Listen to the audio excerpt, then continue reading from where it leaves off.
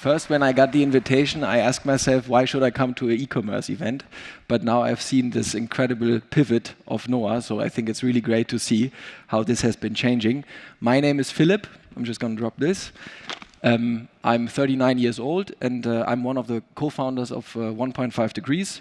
The company was founded a year and 4 months ago, so July 2021. The team that founded it is basically a couple of people who have been spending their lifetime of, solving their professional lifetime of solving the first stage to fight climate change. And the first stage of fighting climate change was a lot about coming up with technology that can actually be a replacement for fossil fuels, right? I mean, this is a picture for me that is motivating me every day. So the last 15 years, the team that founded 1.5 Degree was working with Tesla, with Sonnen, solar batteries, so all the kind of real physical technology that you need to replace oil. And that was basically the first step of our careers, and now we come to the point that we said, guys, the technology is there. When we started at Tesla in 2013, people were laughing at the car. When we started with Sonnen in 2011, we didn't get any money. People said, like, batteries for solar, it's never going to work, it's going to be too expensive. Now, everybody agrees that the technology is better, it's cheaper, it's more efficient, but still, if you look at this graph, this is the 1.5 climate target, you see that we simply don't have time to implement and execute on implementing all these technologies. So the take rates for clean mobility, clean heating, but also solar are way too low to prevent these tipping points. And what motivates us at 1.5 Degrees is really this is the only thing in our lifetime we have to solve, right? This is something, once we are across these tipping points, our world as we know it will change. And I'm from a small village in northern Germany where you have forest. The trees that I know from my childhood, some of them are dying already, right? So we are totally convinced and convicted to be fast. Everything about 1.5 Degrees is about scalability in execution and being fast. That's the core of our DNA. Okay, there's now some, yeah. And the big thing that we want to do is we want to basically decouple from fossil fuels. And what we need to decouple from fossil fuels it's a lot. You need to replace every car that has a combustion engine. You need to replace every heating that is based on oil and gas. And you also need to produce lots of electricity that is actually renewable. And if we want to be successful in the great decoupling, we need to be really, really, really good at execution. And that's something that we have identified for us as the main problem. All right, something is stuck here.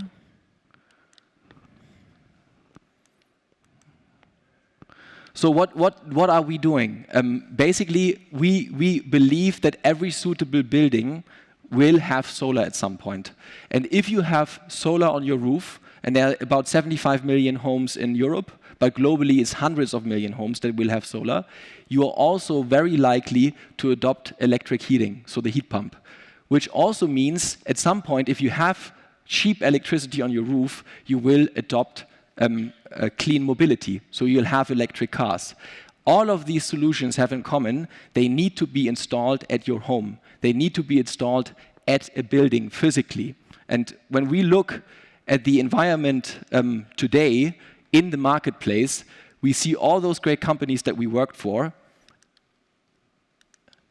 Oh, sorry, I'm going too fast here. And we see that they all have the same problem. And the problem is that they cannot actually go through the last mile of installation. So if you look at Tesla, I just visited the Silicon Valley 2 weeks ago. I was with the Tesla energy team in the valley. The main concern that they have is they cannot execute in the last mile. The same goes, I think, even for companies like NPAL. Also, they have big execution issues. And if you look at the problem in its size, it's very simple. 80% of the processes of installation are not standardized. They are not digitalized. 100,000 fragmented small businesses take care of this problem, and the last mile has no access to growth capital. So literally, we are dumping this huge challenge into a workbench that is not equipped to fulfill. Just in Germany, we will need 240,000 new people working in this industry to solve that problem. The appeal to top talent is very low. People still choose investment banks, they still choose Facebook, and they don't want to go for a company that is doing installation of hardware. And 70% of all costs is actually related not to hardware anymore. It's related to logistics, it's related to planning, it's related to various aspects of the execution side. So this is the problem we want to solve. We want to become the global platform for clean tech execution. That's what we're trying to do. And we think it's a really good position to basically also vertically integrate. So we think that at some point we can turn this market around, use our last mile to have a fully integrated one-stop shop for clean tech. That's the mission that we have.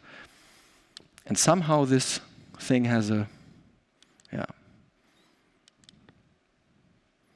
Why isn't this working? All right. I need to press harder. So, and all of this is happening at the same time. At the building, we have the heating that is changing, we have the electrification that is changing, we have the mobility, and the building is at its core. So if you build that workforce around that building, you can solve all these problems at the same time. And the hardware revenue per customer is really, really large. We're talking about 30,000 to 100,000 euros per private home over the next 10 years. So this is where we are coming from, and we have a master plan. And our master plan is pretty simple.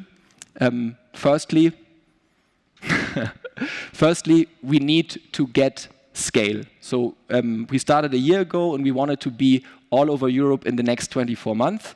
So that's the first big milestone we have. So we need to create a workbench, and it needs to be available now, not in 2 years or 5 years, now.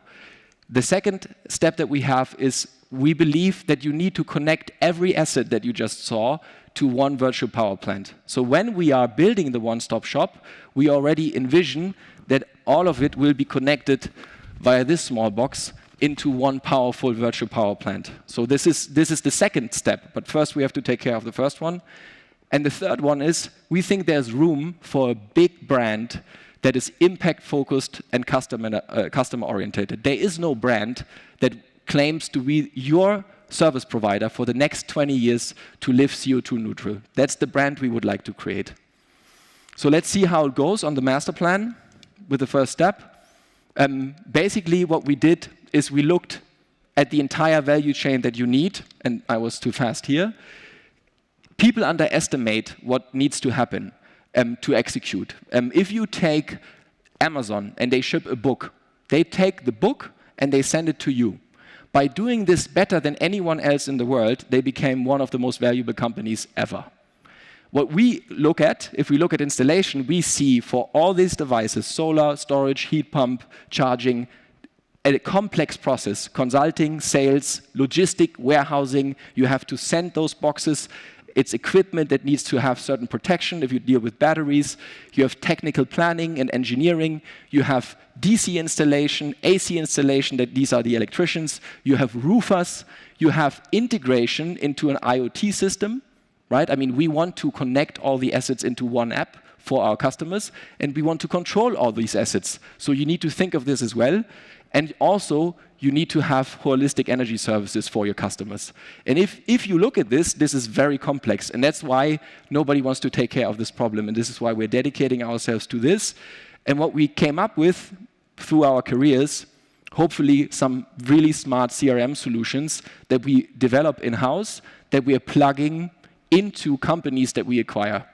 And this is now our go-to-market strategy, and I'll come to that. So basically, when we were sitting in Hamburg a year ago in the summer, in my basement, having this business plan, we said, okay, there's no way we can do this from the greenfield.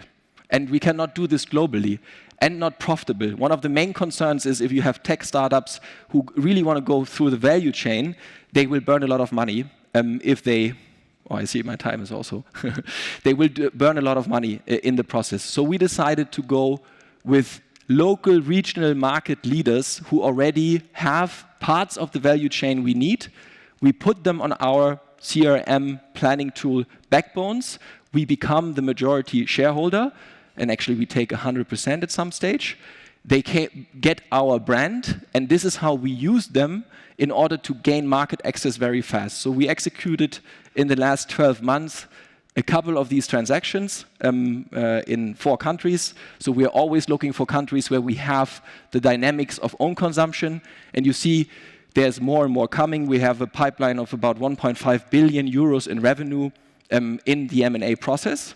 And we are just getting started. So next year, 2023, we are trying to add a lot more. I have to run a bit with the time here to get maybe to the heart and center of our technology strategy. So we are right now 800 people, 48,000 climate neutral systems. There's no other provider on the market that has actually installed more CO2 neutral technology than us.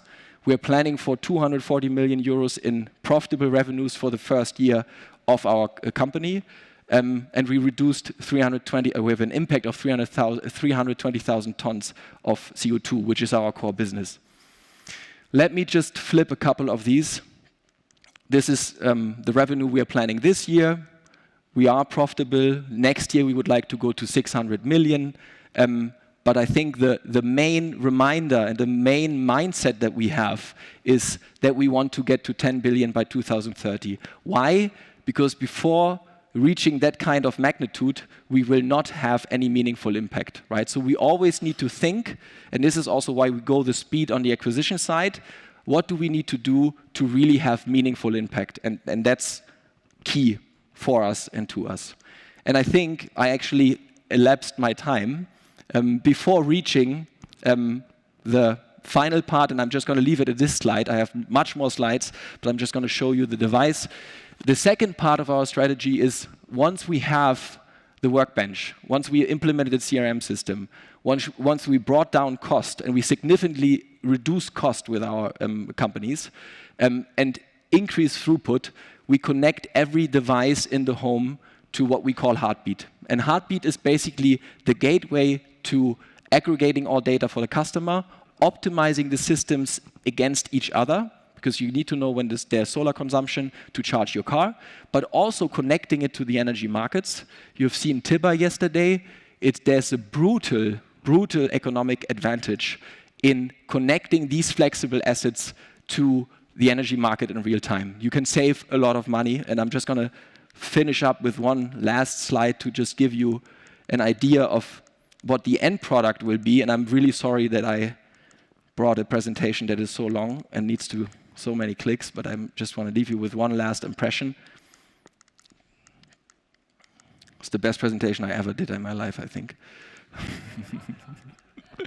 So these are the platform partners, but this is maybe the picture that I will leave standing. If we reach our business plan targets until 2030, we will have connected production capacity and flexibility capacity that we can move in the energy system that is equivalent to 22 nuclear power plants. So if you now come back to the plan we have, first plan is scale the workbench. Secondly, unify all these assets on one very powerful operating system. And lastly, create a great brand that people get joy and fun of living CO2 neutral. And I think that's it.